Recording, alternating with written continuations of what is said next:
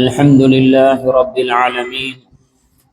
إن الحمد لله نحمده ونستعينه ونستغفره ونعوذ بالله من شرور أنفسنا ومن سيئات أعمالنا.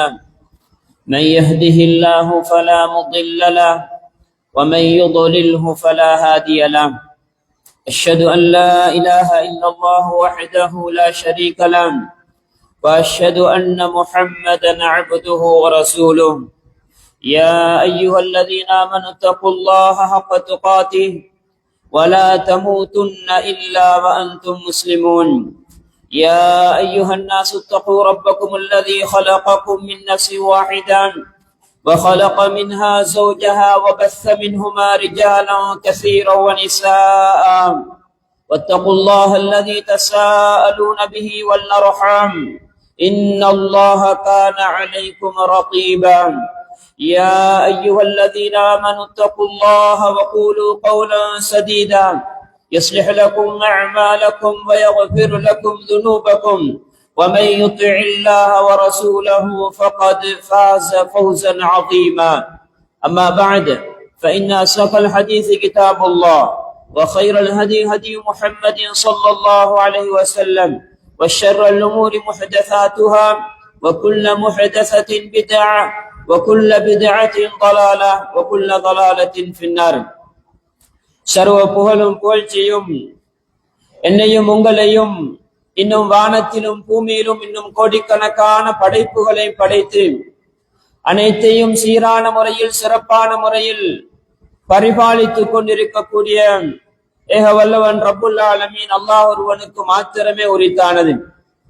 ஸலவாத்தும் ஸலாமும் நாம் உயிரினும் மேலாக நேசிக்க கடமைப்பட்ட உத்தம நபி முஹம்மது ஸல்லல்லாஹு அலைஹி வஸல்லம் அவர்கள் மீதும் அன்னவர்களுடைய வாழ்க்கையை அச்சட்டாக பின்பற்றி வாழ்ந்த உத்தம சஹாபாக்கள், அவர்களுக்கு பின்னால் வாழ்ந்த தாபிஊங்கள், தபவு தாபிஈங்கள், மறுமை வரைக்கும் இந்த தூய இஸ்லாத்தை பின்பற்றி வாழப்போகின்ற முஸ்லிமான மூமினான ஆண்கள் பெண்கள் அனைவரும் பேரிலும் உண்டாவதாக. அல்லாஹு தஆலா கடமையாக்கியிருக்கக்கூடிய புனிதமான ஜும்மாவுடைய கடமையை நிறைவேற்றுவதற்காக அல்லாஹுடைய மஸ்ஜிதிலே ஒன்று சேர்ந்திருக்கக்கூடிய நண்பு இஸ்லாமிய சகோதரர்களே, அல்லாஹுடைய நல்லடியார்களே, அல்லாஹுடைய தூதர் ஸல்லல்லாஹு அலைஹி வஸல்லம் அவர்களும் நமக்கு என்னென்ன விடயங்களை வாழ்க்கையில் எடுத்து நடந்து கொள்ளும்படி வழிகாட்டி இருக்கிறார்களோ, கட்டளையிட்டு இருக்கிறார்களோ, அந்த விடயங்களை இயன்றளவு எடுத்து நடந்து கொண்டும் என்னென்ன விடயங்களை விட்டும் நம்மை தவிர்ந்து வாழுமாறு நம்மை தடுத்தார்களோ அந்த அத்துணை அம்சங்களையும் விட்டு விலகி அல்லாஹ்வை பயந்து தக்வாவுடன் இறையச்சத்துடன் நம்முடைய வாழ்க்கையை இறுதி மூச்சு வரைக்கும் அமைத்துக் கொள்வோமாக. அன்புக்குரிய சகோதரர்களே, அல்லாஹுடைய நல்லடியார்களே, அல்லாஹு தஆலா படைத்திருக்கின்ற இந்த பிரபஞ்சத்திலே, இந்த பூமியிலே நாம் வாழ்ந்து கொண்டிருக்கிறோம். இந்த பூமியை அல்லாஹு தஆலா திட்டமிட்டபடி அதனுடைய ஒழுங்குகளை அல்லாஹு தஆலா சீரமைத்திருக்கிறான். அந்த அடிப்படையில் அல்லாஹு தஆலா இந்த பூமியினுடைய அந்த படைப்பு சம்பந்தமாக, அதனுடைய செய்திகள் சம்பந்தமாக பல செய்திகளை சொல்கிறான். அதனோடு மாணவிகள் சம்பந்தப்பட்ட பல செய்திகளை அல்லாஹு தஆலா சொல்கிறான். கால ஓட்டங்கள் சம்பந்தப்பட்ட செய்திகளை அல்லாஹ் குர்ஆனில் ஆங்காங்கே பல இடங்களிலே நமக்கு சொல்கிறான். அந்த அடிப்படையில் அல்லாஹு தஆலா இந்த காலங்களை சொல்லுகின்ற பொழுது, இன்ன இத்தக ஷுஹூரி இன்தல்லாஹி 12 ஷஹரன் ஃபீ கிதாபில்லாஹி யௌம ஹலகஸ் ஸமாவாதி வல் அர்த். வானம் பூமி படைக்கப்பட்ட அந்த நாளிலிருந்து அல்லாஹ்விடத்திலே மாதங்களுடைய எண்ணிக்கை 12 என்ற செய்தியை அல்லாஹ் அல் குர்ஆனிலே சொல்கிறான். அன்புக்குரியவர்களே, எனவே அடிப்படையில் மாதங்கள் 12 என்ற அந்த எண்ணிக்கையை அல்லாஹ் ஆரம்பத்திலிருந்து நிர்ணயித்திருக்கிறான் என்ற அந்த உண்மையை நாம் தெளிவாக புரிந்து கொள்ளலாம். அந்த 12 மாதங்கள் என்ற அந்த ஓட்டத்தில் தான் எத்தனை கால மாற்றங்கள், எத்தனை விதமான நிகழ்வுகள் சமமான அமைப்பில வருடத்துக்கு வருடம் அந்தந்த காலப்பகுதியில் அழகாக நிறைவேறி வருவதை நாம் அல்லாஹ்வுடைய மிக பெரும் ஒரு அத்தாட்சியாக காண முடியுமாக இருக்கிறது. அன்புக்குரியவர்களே, வாரங்களின் எண்ணிக்கையாக இருக்கலாம், இன்னும் பலதென்று நாம் அல்லாஹ்வுடைய ஏற்பாடுகளில் அல்லாஹ்வுடைய செய்திகளில் நாம் காண முடியுமாக இருக்கிறது. அந்த அடிப்படையில் வருடங்களினுடைய எண்ணிக்கை என்று பார்க்கின்ற பொழுது நாம் இரண்டு விதமான விதங்களில் நாம் பார்க்கிறோம். சூரிய கணக்கின்படி சந்திர கணக்கின்படி என்று இரண்டு விதமான அமைப்பிலே வருட கணிப்பீடுகள் இருப்பதை நாம் காண முடியுமாக இருக்கிறது. இரண்டு விதமான வருட கணிப்பீடு முறை இருப்பது என்பதை அல் குர்ஆனுடைய சில செய்திகள், குறிப்பாக சூரா கஹ்ஃபிலே அல்லாஹ் தஆலா சொல்லுகின்ற அந்த வருட எண்ணிக்கையிலான அந்த செய்திகள் நமக்கு உணர்த்துகின்றன. இரண்டு விதமான வருட கணிப்பீடுகள் இருப்பது என்பதை நாம் அந்த தஃசீர்கள் மூலமாக புரிந்து கொள்ள முடியுமாக இருக்கிறது. அன்புக்குரியவர்களே, அடுத்ததாக நாம் முக்கியமாக தெரிந்து கொள்ள வேண்டிய அடுத்த பாதிதான் இந்த வருட முறைகள் என்று வருகின்ற பொழுது, அல்ல மாத முறைகள் என்று வருகின்ற பொழுது ஒவ்வொன்றுக்கும் பேர்கள் காணப்படுகின்றன. குறிப்பாக நாம் ஒவ்வொரு மாதங்களுக்கும் ஒவ்வொரு பேர்களை சொல்கிறோம். ஒவ்வொரு பின்னணியிலே வந்திருக்கக்கூடிய ஒவ்வொரு பின்னணியிலே உள்ளவர்களும் அந்தந்த மாதங்களுக்கான பேர்களை ஒவ்வொரு விதமாக வைத்துக் கொண்டார்கள். கிறிஸ்தவர்களாக இருக்கலாம், அல்லது ரோம் பாரசீகம் போன்ற பகுதிகளாக இருக்கலாம், அல்லது ஜாஹிலியா காலத்திலே ஆரம்பகால அரபிகளாக இருக்கலாம். அவர்கள் ஏதேதோ ஒரு வகையில் அவர்கள் அந்தந்த மாதங்களுக்கண்டு பல்வேறுபட்ட பேர்களை வைத்துக் கொண்டார்கள். அந்த அடிப்படையில் நாம் முஸ்லிம்களாக இருக்கக்கூடிய நாம் நம்முடைய பல விடயங்களில் நாம் இஸ்லாமிய மாதங்கள் என்று சொல்லுகின்ற அடிப்படையில், குறிப்பாக நம்முடைய வருட கணிப்பீடில் பல பகுதிகள் சந்திர வருட கணிப்பீடோடு தொடர்படுகிறது. இத்தா போன்ற காலங்களாக இருக்கலாம், அல்லது இன்னும் பல கடமைகள், நோன்பு, ஹஜ்ஜி போன்ற வணக்கங்களாக இருக்கலாம், இன்னும் பல ஜகாத்து போன்ற விடயங்களாக இருக்கலாம். இத்தனை பல விடயங்களில் நாம் சந்திர வருட கணிப்பீடும் படிக்கத்தான் நாம் பல விடயங்களை பார்க்கிறோம். அந்த அடிப்படையில் நமக்கு இஸ்லாம் நமக்கு வழிகாட்டி இருக்கிறது என்ற அந்த செய்தியை நாங்கள் புரிந்து கொள்ள வேண்டும். அன்புக்குரியவர்களே, அடுத்த அடிப்படையாக இந்த மாதங்களுக்கான பேர்கள் என்பது, அரபு மாதங்களுக்கான பேர்கள் என்பது எப்படி வந்தது என்று பார்க்கின்ற பொழுது, ஆரம்ப காலங்களில் வித்தியாசமான சில பேர்கள் காணப்பட்டன. நபிகளாருடைய காலத்துக்கு சில நூற்றாண்டுகளுக்கு முன்னர் அப்படியே பேர்கள் மாற்றம் பெற்று சில முஹர்ரம், சஃபர் என்ற அடிப்படையில், இந்த அடிப்படையிலான நாம் இன்று பயன்படுத்துகின்ற அரபு பெயர்கள் அப்படி காலப்போக்கில் இது அப்படியே நடைமுறைக்கு வந்தது. அன்றைக்கு நபிகளார் பிறப்புக்கு சில நூற்றாண்டுகளுக்கு முன்னர் வைக்கப்பட்ட அந்த பெயர்கள் தான் நாம் இன்றைய சந்திர வருட கணிப்பீடிலே இன்றளவிலும் நாங்கள் பயன்படுத்தி கொண்டிருக்கிறோம். அன்புக்குரியவர்களே, அதே போன்றுதான் இந்த மாதங்களுடைய ஒழுங்கு நிலைகளை பார்க்கின்ற பொழுது நபிகளார் ஸல்லல்லாஹு அலைஹி வஸல்லம் அவருடைய காலத்துக்கு முன்னர் அந்த ஜாஹிலியா காலத்திலே இருந்து அவர்கள் நபி இப்ராஹிம் அலைஹிஸ்ஸலாத்துடைய அந்த வம்சத்திலே வந்தவர்கள். அவர்கள் சில விடயங்கள், அவர்களுக்காக சில புனித மாதங்கள் அறிமுகப்படுத்தப்பட்டிருந்தன. அவர்கள் அதனை சரியாகவோ பிழையாகவோ பிரயோகித்து சில மாதங்களில் புனிதம் பேணி கொண்டு வந்தார்கள். அந்த புனிதம் பேணி வருகின்ற பொழுது அவர்களுக்கு சில மாதங்களில் புனிதம் பேணுவது கஷ்டமாக இருந்தால் அவர்கள் தேவைக்கேற்ப இந்த மாதத்தை நாம் உட்படுத்துகிறோம், இந்த மாதத்தை பிற்படுத்துகிறோம் என்று அப்படி அவர்களுடைய வாசிக்கு ஏற்ப தேவைக்கேற்ப மாதங்களை மாற்றக்கூடிய ஒரு தன்மை அன்றைய ஜாஹிலியா காலத்தில் இருந்திருக்கிறது என்ற அந்த செய்தியையும் நாம் புரிந்து கொள்ள வேண்டும். அன்புக்குரியவர்களே, அல்லாஹ்வுடைய நல்லடியார்களே, எனவே நாம் நம்முடைய வருட கணிப்பீடாக அல்லது இஸ்லாமிய வருட கணிப்பீடு என்று நாம் பிரயோகப்படுத்துகின்ற இந்த செய்திகளை பற்றிய தெளிவுகளை பெற்றிருக்க வேண்டும் என்பதற்காகத்தான் இது சில செய்திகளை சொல்கிறேன். அன்புக்குரியவர்களே, அல்லாஹ்வுடைய நல்லடியார்களே, எனவே இந்த மாதங்களுடைய விடயங்களில் நாம் புரிந்து கொள்ள வேண்டிய அல்லது வருடத்துடைய இஸ்லாமிய வருட கணிப்பீடு நாம் சொல்லுகின்ற இந்த ஹிஜ்ரி வருட கணிப்பீடோடு நாம் தெரிந்திருக்க வேண்டிய இன்னும் பல அடிப்படைகள் இருக்கின்றன. அன்புக்குரியவர்களே, அடிப்படையில் நபிகளார் ஸல்லல்லாஹு அலைஹி வஸல்லம் அவருடைய காலத்துக்கு பின்னர் அபூபக்கர் ரலியல்லாஹு அன்ஹுடைய காலத்தையும் தாண்டி உமர் ரலியல்லாஹு அன்ஹுடைய காலத்திலே இஸ்லாமிய சாம்ராஜ்யம் மிகவும் பறந்து விரிந்து அப்படியே செல்கிறது. நம் நாட்டினுடைய ஒழுங்கு அல்லது நிர்வாக ஒழுங்குகளுக்காக, அலுவலக ஒழுங்குகளுக்காக வேண்டி என்று பல்வேறுபட்ட தரவுகளை பாதுகாக்க வேண்டிய, பல்வேறுபட்ட விடயங்களை பதிந்து கொள்ள வேண்டிய தேவை உணரப்படுகிறது. அந்த தரவுகளை எந்த அடிப்படையில் நாம் பயன்படுத்திக் கொள்வது, எப்படி நாம் அந்த டேட்டுகளை, தினங்களை குறித்துக் கொள்வது, எத்தனையாம் வருடம், எத்தனையாம் மாதம் என்பதை நாம் எப்படி குறித்துக் கொள்வது என்ற அடிப்படையில் மசூரா செய்யப்படுகிறது. உமர் ரலியல்லாஹு அன்ஹு அவருடைய காலத்திலே இது ஹிஜ்ரி 17ஆம் ஆண்டு, கிட்டத்தட்ட நபிகளார் ஸல்லல்லாஹு அலைஹி வஸல்லம் அவர்கள் மரணித்து 6-7 வருடங்களுக்கு பின்னர் உமர் ரலியல்லாஹு அன்ஹுடைய காலத்திலே திகதிகளை டேட்டுகளை எங்களுக்கென்று ஒரு தனித்துவமான முறையிலே பதிந்து கொள்வதற்காக ஒரு மசூரா செய்யப்படுகிறது. அந்த சந்தர்ப்பத்திலே இப்படி மசூரா செய்யப்படுகின்ற பொழுது பல்வேறுபட்ட நபர்களும் பல்வேறுபட்ட கருத்துக்களை சொல்கிறார்கள். எங்களுடைய நாம் பயன்படுத்த போகின்ற இந்த தனித்துவமான திகதிக்கு நாம் எந்த வருடத்தை முதல் வருடமாக பிரகடனப்படுத்துவது, எது நம்முடைய முதல் வருடம் என்று பல்வேறுபட்ட கருத்துக்கள் அந்த இடத்திலே முன்வைக்கப்படுகின்றன. நபிகளாருடைய பிறப்பில இருந்து நாம் முதல் வருடத்தை கணிப்பதா, அல்லது நபிகளாருடைய மேராஜுடைய பயணத்தில இருந்து நாம் முதல் வருடத்தை கணிப்பதா, அல்லது நபிகளாருக்கு நுபுவத்து கொடுக்கப்பட்ட அந்த வருடத்தை முதல் வருடமாக நாம் பிரகடனப்படுத்துவதா, அல்லது நபிகளார் ஸல்லல்லாஹு அலைஹி வஸல்லம் அவர்கள் ஹிஜ்ரத்து போய் இஸ்லாமியர்களுக்காக முஸ்லிம்களுக்காக என்று தனித்துவமான ஒரு சாம்ராஜ்யமும் ஆட்சியும் உருவாகின அந்த தினத்தை நம்முடைய முதல் வருடமாக அறிமுகப்படுத்துவதா என்று சஹாபாக்களுக்கு மத்தியில் ஒரு ஆலோசனை நடத்தப்படுகிறது. அந்த ஆலோசனையுடைய பின்னணியில் தான் நாம் மற்ற மதத்தவர்களுக்கும் ஒப்பாகாத விதத்திலே வேறு வேறு மதத்தவர்கள் வேறு வேறு சிந்தனை கொண்டவர்கள் அவர்களுடைய வருட கணிப்பீடுகளுக்கு ஒவ்வொரு விதமான விடயங்களை வைத்திருக்கிறார்கள். ஒன்று அவர்களுடைய மார்க்கத்தினுடைய முன்னோடியாக இருக்கக்கூடிய ஒரு பிறந்த தினத்தை வைத்து அவருடைய வருட கணிப்பீடை ஆரம்பித்திருக்கிறார்கள்.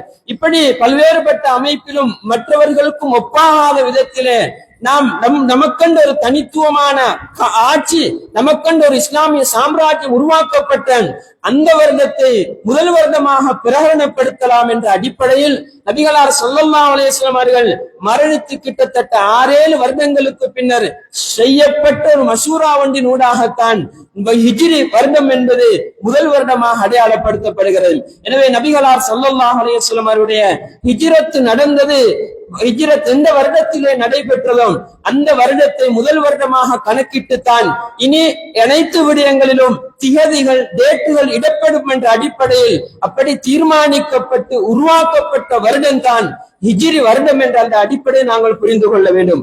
அதிலும் ஒரு விடயம் என்ன என்றால் நபிகளார் ஸல்லல்லாஹு அலைஹி வஸல்லம் அவர்கள் ஹிஜ்ரத் சென்ற அந்த வருடத்தை கணிப்பிடப்பட்டதை அல்லாமல் நபிகளார் ஸல்லல்லாஹு அலைஹி வஸல்லம் அவர்கள் ஹிஜ்ரத் சென்ற மாதம் முஹர்ரம் மாதம் அல்ல, அது ரபியுல் அவ்வல் மாதத்துக்கு தான் நெருக்கமான நாட்களாக நபிகளார் ஸல்லல்லாஹு அலைஹி வஸல்லம் அவர்கள் ஹிஜ்ரத் போன்ற மாதம் இருக்கிறது என்ற அந்த செய்தியை நாம் வரலாறுகளினூடாக புரிந்து கொள்ள முடியுமாக இருக்கிறது.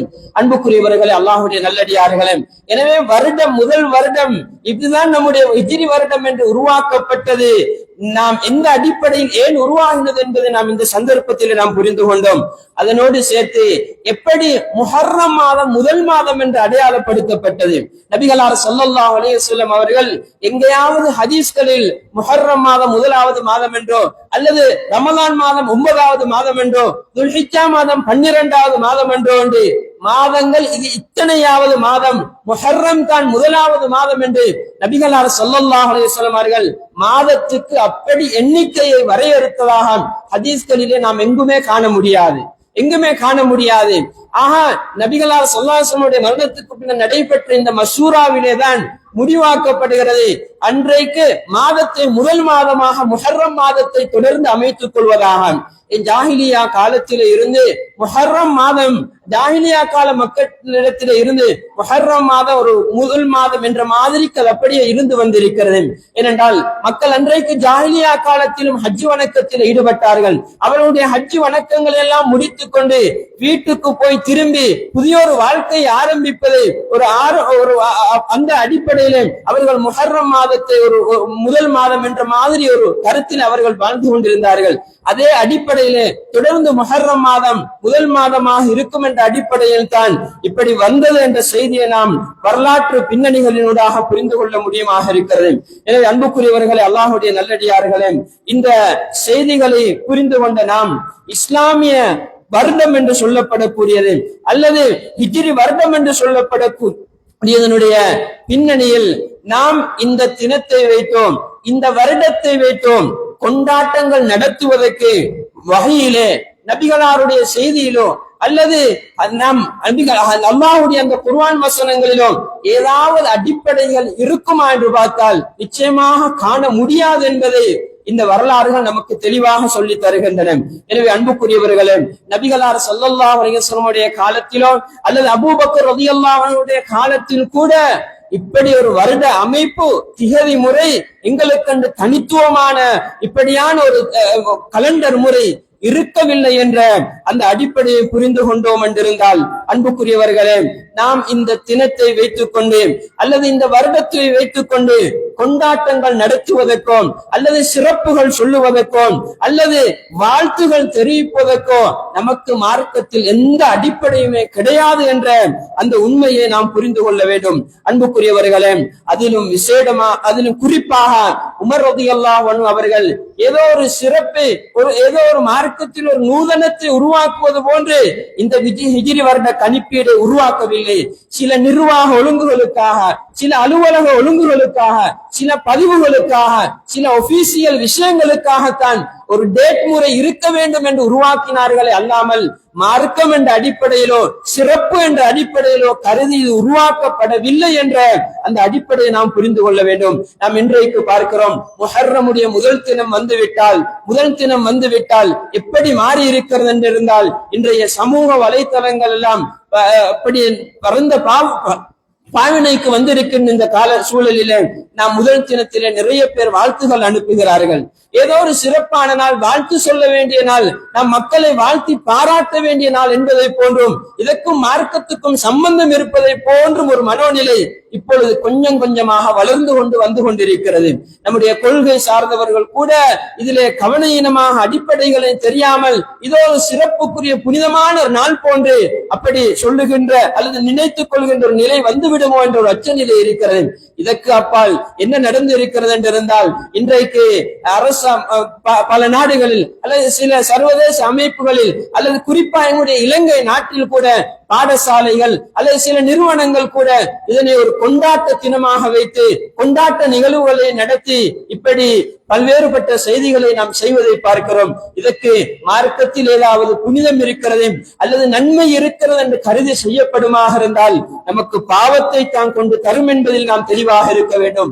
அடுத்த பகுதியாக நாம் இன்னொரு மதத்துக்கு ஒப்பான அமைப்பிலே, குறிப்பாக யஹூதி நசாராக்களுக்கு ஒப்பான அமைப்பிலே இப்படியான புது வருடங்களை கொண்டாடுவது நமக்கு ஹராமான நிலையை கூட, ஹராமான தீர்ப்பை கூட பெற்றுத்தரும் என்ற அந்த உண்மையையும் நாம் மறந்துவிடக் கூடாது.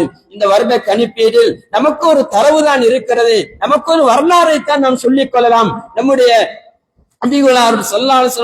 நம்முடைய முஸ்லிம்களுக்கு ஒரு சாம்ராஜ்யம் உருவாகி இத்தனை காலங்கள் கடந்து விட்டன என்ற ஒரு தரவுக்காகவே அல்லாமல் இதற்கு அப்பால் இதில் எந்த விதமான விசேடங்களும் இல்லை என்பதை நாங்கள் புரிந்து கொள்ள வேண்டும். குறிப்பாக நமக்கு இப்படியான ஒரு விடயம் உருவாக்கப்பட்டிருப்பதனால் நாம் ஹிஜ்ரத்தில் இருந்து பல படிப்பினைகளை பற்றிக் கொள்ளலாம். ஹிஜ்ரத் என்பது எந்த அளவுக்கு முக்கியமானது, அதற்கு பின்னால் இருக்கின்ற தியாகங்கள் என்ன, அந்த பின்னணியில் உருவாகின நமக்கான வெற்றிகள் என்ன, நாம் இன்றைக்கு முஸ்லிம்களாக இருப்பதற்கு அப்படியான ஒரு சாம்ராஜ்யம் உருவாகினது என்பதெல்லாம் எவ்வளவு பெரிய செய்தியாக இருக்கிறது என்ற அந்த செய்தியை நாங்கள் புரிந்து கொள்ள வேண்டும். எனவே அன்புக்குரியவர்களே, அல்லாஹ்வுடைய நல்லடியார்களே, இந்த செய்திகளை புரிந்து கொள்வதோடு நாம் அடுத்த கட்டமாக நாம் இருக்கின்ற இந்த முஹர்ரமுடைய மாதம் சம்பந்தமாக இஸ்லாத்தில் என்ன சொல்லப்பட்டிருக்கிறது என்பதை நாங்கள் புரிந்து கொள்ள வேண்டும். இஸ்லாம் முஹர்ரம் மாதம் சம்பந்தமாக என்ன சொல்லி இருக்கிறது, நபிகளார் ஸல்லல்லாஹு அலைஹி வஸல்லம் அவர்கள் என்ன சொல்லி இருக்கிறார்கள் என்பதை நாம் பார்க்கின்ற பொழுது, முதலாவதாக நாம் அல் குர்ஆனிலே பார்க்கலாம். நான் ஆரம்பத்திலே சொன்ன அல்லாஹ் 12 மாதங்கள் என்று சொல்லுகின்ற அந்த இடத்திலே தொடர்ந்து ஒரு செய்தி சொல்கிறான், மின்ஹா அர்பஅத்துன் ஹுரும், அந்த 12இல் 4 புனித மாதங்கள் என்று அல்லாஹு தஆலா சொல்கிறான். 4 மாதங்கள் புனித மாதங்கள் என்று சொல்கிறான். அந்த 4 மாதங்களும் என்ன என்பதற்கான தஃசீரை நபிகளார் ஸல்லல்லாஹு அலைஹி வஸல்லம் அவர்கள் சொன்னார்கள். அதிலே ஒன்றாக நபிகளார் ஸல்லல்லாஹு அலைஹி வஸல்லம் அவர்கள் முஹர்ரம் மாதத்தை சொன்னார்கள். துல்காய்தா மாதம், துல்ஹிஜ்ஜா மாதம், முஹர்ரம் மாதம் என்று தொடர்ந்து இந்த 3 மாதங்களுமே அல்லாஹு தஆலா புனிதமான மாதங்கள் என்று பிரகடனப்படுத்திய அந்த புனித மாதங்கள், அதனோடு ரஜபும் சேர்த்து மொத்தமாக 4 மாதங்கள் புனித மாதங்கள் என்று அல்லாஹு தஆலா கண்ணியப்படுத்தி இருக்கிறான். அன்புக்குரிய சகோதரர்களே, அல்லாஹ்வுடைய நல்லடியார்களே, புனித மாதங்கள் என்றால் நாம் அடிக்கடி கேள்விப்படுகிறோம். அந்த மாதங்களை பற்றி நபிகளாரிடத்திலே கேட்டார்கள். யஸ்அலூனக அனிஷ் ஷஹ்ரில் ஹராம் குல் கிதாலுன் ஃபீஹி கபீர். அல்லாஹு தஆலா அல் குர்ஆனிலே சொல்கிறான், உங்களிடத்தில் அந்த புனித மாதங்களை பற்றி கேட்கிறார்கள், நீங்கள் அதிலே யுத்தம் புரிவது பெரும் பாவம் என்று சொல்லுங்கள் என்று அல்லாஹு தாலா நபிகளாருக்கு கற்றுக் கொடுக்கிறான். அந்த புனித மாதத்தோடு சம்பந்தப்பட்ட சில செய்திகள் அந்த வசனத்தில் அல்லாஹு தாலா சொல்கிறான். எனவே அல்லாஹ் ஒன்று புனிதப்படுத்தி இருக்கிறான் என்றிருந்தால் அந்த புனிதத்தை நாம் கருத்திலே கொண்டு நாம் அதற்குரிய கண்ணியத்தை கொடுக்க வேண்டும். ஏனைய மாதங்களை போன்று நாம் சர்வ சாதாரணமாக பாவங்களில் ஈடுபட்டுக் கொள்வதும் அல்லது அல்லாஹ்வுடைய கட்டளைகள் விலக்கல்களிலே நாம் அலட்சியமாக நடந்து கொள்கின்ற இந்த தன்மைகளிலே இருந்து ஒரு வித்தியாச தன்மையை நாம் இந்த மாதத்துக்கு கொடுக்க வேண்டும். அப்படியாக இருந்தால்தான் அல்லாஹ் புனிதப்படுத்தியதை நாம் புனிதப்படுத்தியவர்கள் என்ற அந்த நிலைக்கு நாம் ஆளாகலாம் என்ற அந்த செய்தியை நாம் இதன் மூலமாக படித்துக் கொள்ள முடியுமாக இருக்கிறது. எனவே அந்த அடிப்படையில் இந்த மாதம் அல்லாஹு தாலா புனிதப்படுத்திய மாதங்களில் ஒன்றாக இருக்கிறது. அடுத்ததாக அதிலும் விசேடமாக நபிகளார் ஸல்லல்லாஹு அலைஹி வஸல்லம் அவர்கள் சொன்னார்கள், அஃலலு ஸியாமி பஅத ரமதான் ஷஹ்ருல்லாஹில் முஹர்ரம். நபிகளார் ஸல்லல்லாஹு அலைஹி வஸல்லம் அவர்கள் சொல்கிறார்கள், இந்த மாதத்தை ஷஹ்ருல்லாஹ் என்று சொல்கிறார்கள், இது அல்லாஹ்வுடைய மாதம் என்று சொல்கிறார்கள். வஹ்யினூடாக அல்லாஹ்வுடைய மாதம் என்று ஷஹ்ருல்லாஹ் என்று சொல்லப்பட்ட சிறப்புக்குரிய அந்த அளவுக்கு கண்ணியமும் மகத்துவமும் மிக்க புனிதமான ஒரு மாதமாக இந்த முஹர்ரம் மாதம் இருக்கிறது. எனவே இந்த புனிதமான 4 மாதங்களிலும் ஷஹ்ருல்லாஹ் என்று சொல்லப்பட்ட அல்லாஹ்வுடைய மாதம் என்று சொல்லப்பட்ட புண்ணியமான கண்ணியமான மாதமாக நாம் இன்று இருக்கின்ற இந்த முஹர்ரம் மாதம் இருக்கிறது என்பதை நாங்கள் புரிந்து கொள்ள வேண்டும். அப்படியாக இருந்தால் நாம் இந்த முஹர்ரத்துக்கு என்ன கண்ணியம் கொடுக்கிறோம்? இந்த முஹர்ரம் மாதத்திலே நாம் நபிகளார் ஸல்லல்லாஹு அலைஹி வஸல்லம் அவர்களுடைய வழிமுறையிலே இருந்து நபிகளார் எப்படி அந்த புனிதத்தை செய்தார்கள் என்பதை நாங்கள் படிக்க வேண்டி இருக்கிறது. நாம் குர்ஆன் சுன்னாவை பின்பற்றக்கூடியவர்கள், குர்ஆன் சுன்னாவுடைய பற்றோடு இருக்கக்கூடியவர்கள் என்று சொல்கிறோம். ஆனால் நபிகளாருடைய வழிமுறையிலே இருந்து நாம் இந்த முஹர்ரத்தை எதிர்கொண்டோமா என்ற அந்த கேள்வி நாம் நமக்குள் கேட்டுக்கொள்ள வேண்டிய மிக முக்கியமான ஒரு கேள்வியாக இருந்து கொண்டிருக்கிறது. அன்புக்குரிய சகோதரர்களே, அல்லாஹ்வுடைய நல்லடியார்களே, இந்த அளவுக்கு ஷஹ்ருல்லாஹ் என்று சொல்லப்பட்ட இந்த புனிதமான மாதத்திலே நபிகளார் ஸல்லல்லாஹு அலைஹி வஸல்லம் அவர்கள் விசேடமாக நோன்பு பிடித்தார்கள். அதான் ஏற்கனவே சொன்ன ஹதீஸில் நபிகளார் ஸல்லல்லாஹு அலைஹி வஸல்லம் அவர்கள் சொன்னார்கள், அஃலலு ஸியாமி பஅத ரமதான் ஷஹ்ருல்லாஹில் முஹர்ரம். நபிகளார் ஸல்லல்லாஹு அலைஹி வஸல்லம் அவர்கள் சொன்னார்கள், ரமலானுக்கு பின்னர், ரமலானுக்கு அடுத்து சிறப்பு மிக்க நோன்பு இந்த மாதமாகிய அல்லாஹ்வுடைய மாதமாகிய முஹர்ரத்தில் பிடிக்கப்படக்கூடிய நோன்பு என்று சொன்னார்கள். எப்படி ஃபர்ல் தொழுகைக்கு அடுத்து சிறப்புக்குரிய தொழுகை இரவு தொழுகை தான் மிக சிறப்பான தொழுகையாக இருக்கிறதோ, அதே போன்று ரமலானுக்கு அடுத்து ஏனைய நாட்களில் பிடிக்கப்படக்கூடிய நோன்புகளில் மிக சிறப்பு மிக்க நோன்பாக முஹர்ரம் மாதத்தில் பிடிக்கப்படக்கூடிய நோன்புகள் இருக்கின்றன என்ற செய்தியை நபிகளார் ஸல்லல்லாஹு அலைஹி வஸல்லம் அவர்கள் சொன்னார்கள். அந்த அடிப்படையில் இந்த முஹர்ரம் மாதத்தில் சுன்னாவினுடைய ஒளியிலே நாம் பார்க்கின்ற பொழுது கவனம் செலுத்த வேண்டிய முக்கியமான பகுதி இந்த முஹர்ரம் மாதத்திலே நாம் நிறைய நோன்புகள் பிடிக்க வேண்டும். முக்கியமான ஒரு சுன்னாவாக இருக்கிறது. அதிலும் குறிப்பாக நாம் இயன்றளவு சுன்னத்தாக்கப்பட்ட தினங்களாக சுன்னத்தான நோன்புகள் என்று குறித்து வந்திருக்கக்கூடிய வியாழன், திங்கள் போன்ற அந்த நாட்களில் அல்லது ஐயாமுல் பீத் என்று சொல்லப்படக்கூடிய அந்த மாதத்தினுடைய நடுப்பகுதியில் இருக்கக்கூடிய அந்த நாட்களில் என்று நம்மால் குறைந்தது நாம் அந்த நாட்களிலாவது நாம் நோன்பு பிடிக்க முயற்சி செய்வோம் என்றிருந்தால் இந்த சுன்னாவை நாம் உயிர்ப்பித்தவர்கள் என்ற அந்த நிலையில் நாம் அல்லாஹ்விடத்தில் நல்ல நன்மைகளை நாம் பெற்றுக் கொள்ளலாம். எனவே அன்புக்குரியவர்களே, அல்லாஹ்வுடைய நல்லடியார்களே, அந்த அடிப்படையில் நாம் விசேடமாக இந்த அடிப்படையில் இந்த நாட்களில் இந்த முஹர்ரமுடைய மாதத்தில் இயன்றளவு நோன்புகள் பிடிக்கின்ற அந்த சுன்னாவை நம்முடைய வாழ்க்கைக்கு எடுத்துக்கொள்ள வேண்டும். அல்லாஹ் அதற்கு நம் அனைவருக்கும் துணை புரிய வேண்டும். அதனோடு சேர்த்து நாம் இந்த நாட்களில் இன்னும் பல இபாதத்துகளிலும் நாம் கவனம் செலுத்தி அல்லாஹு தாலா கண்ணியப்படுத்தி கௌரவப்படுத்தி இருக்கின்ற இந்த மாதத்துக்குரிய அந்த கண்ணியத்தையும் கௌரவத்தையும் கொடுத்து நாம் இந்த நாட்களை கழிப்போமாக. அதற்கு வல்ல இறைவன் நம் அனைவருக்கும் தௌஃபீக் செய்வானாக.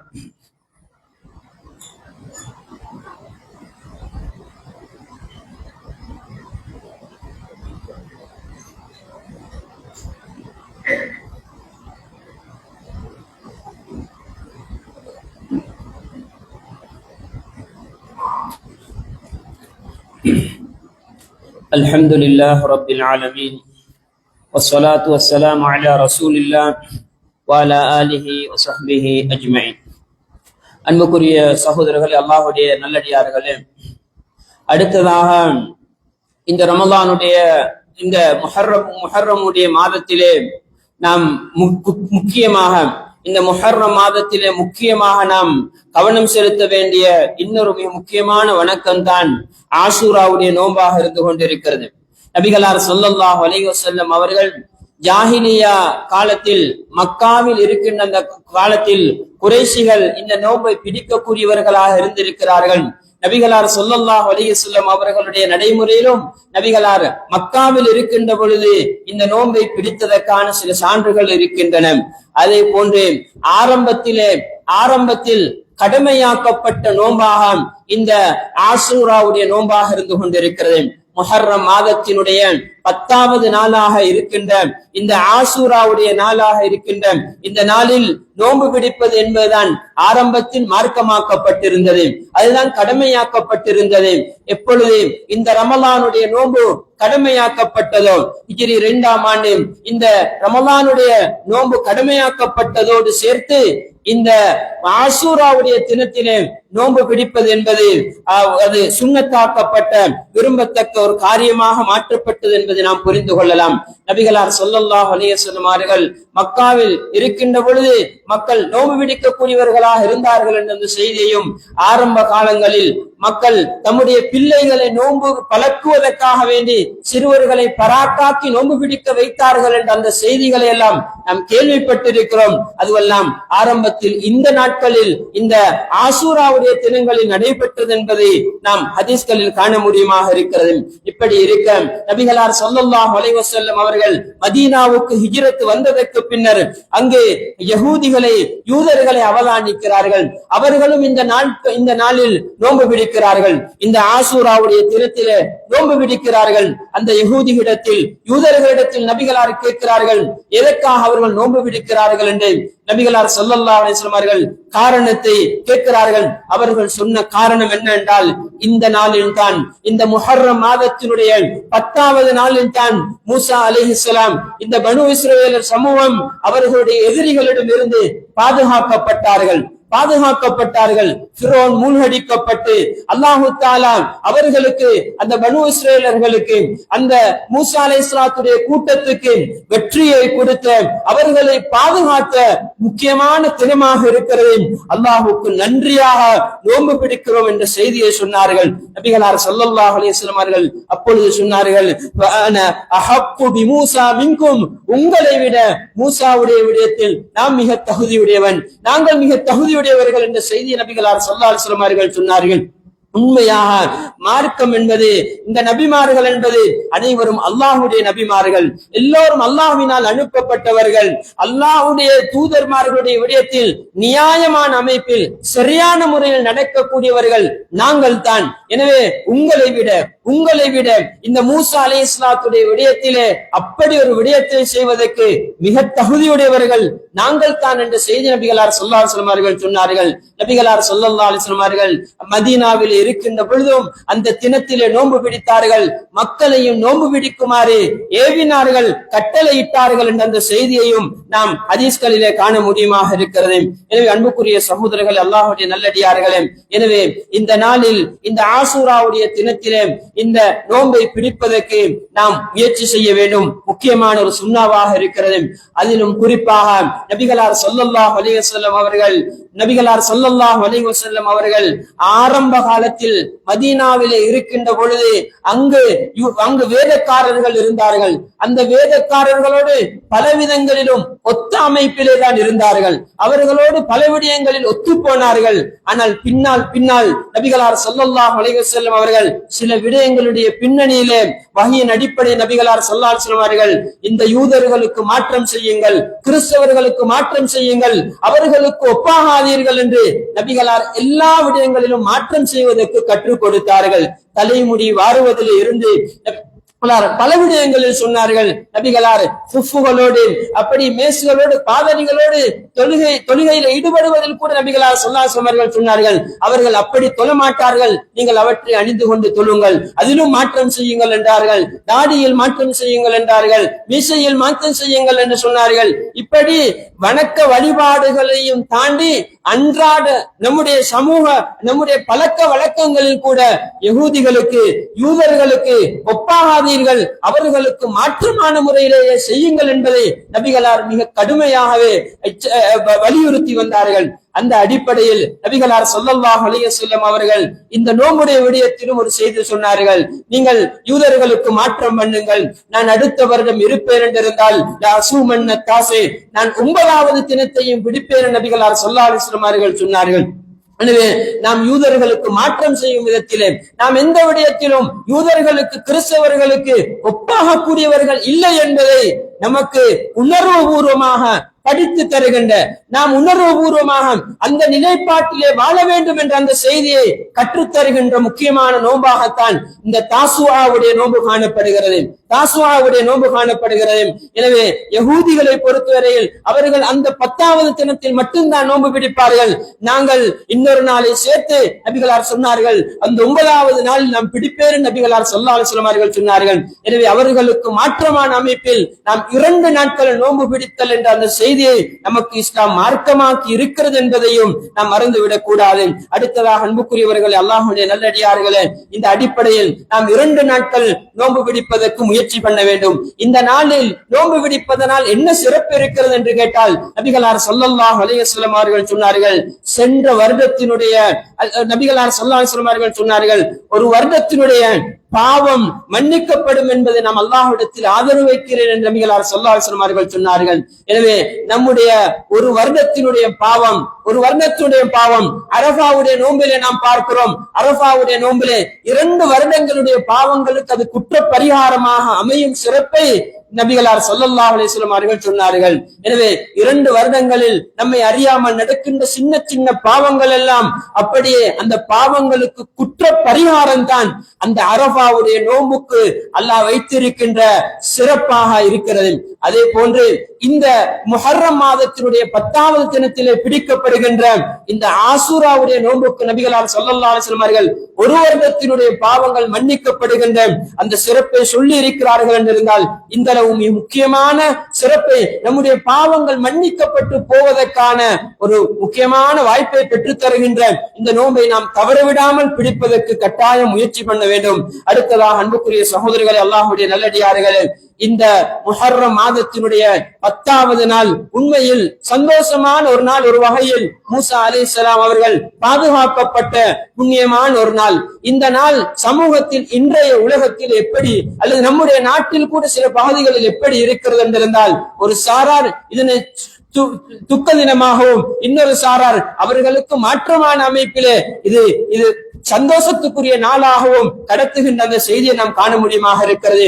குறிப்பாக ஷியாக்கள் இந்த நாளிலே ஹசன் ஹுசைன் ரலியல்லாஹு அன்ஹு அவர்களின் நபிகளார் ஸல்லல்லாஹு அலைஹி வஸல்லம் அவர்களுடைய பேரன்மார்களில் ஒருவராகிய அந்த ஹுசைன் ரலியல்லாஹு அன்ஹு கொல்லப்பட்ட அந்த சம்பவம் இந்த நாளில் தான் நடைபெற்றது. இந்த முஹர்ரமுடைய 10வது நாளில் தான் நடைபெற்றது.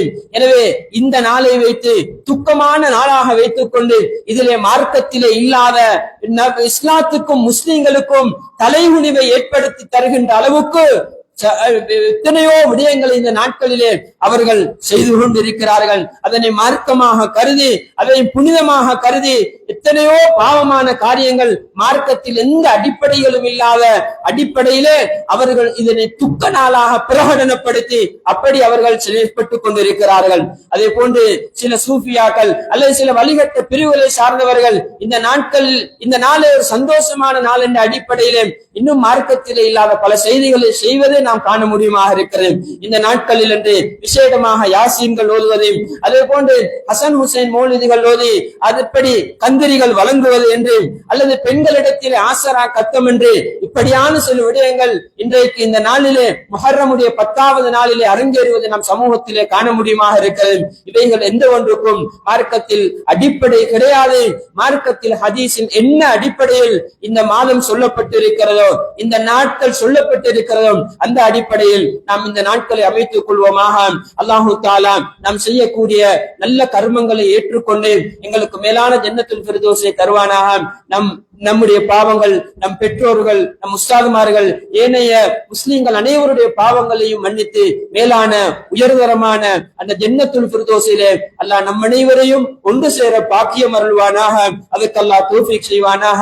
வ ஆகிரு தஅவானா அல்ஹம்துலில்லாஹி ரப்பில் ஆலமீன்.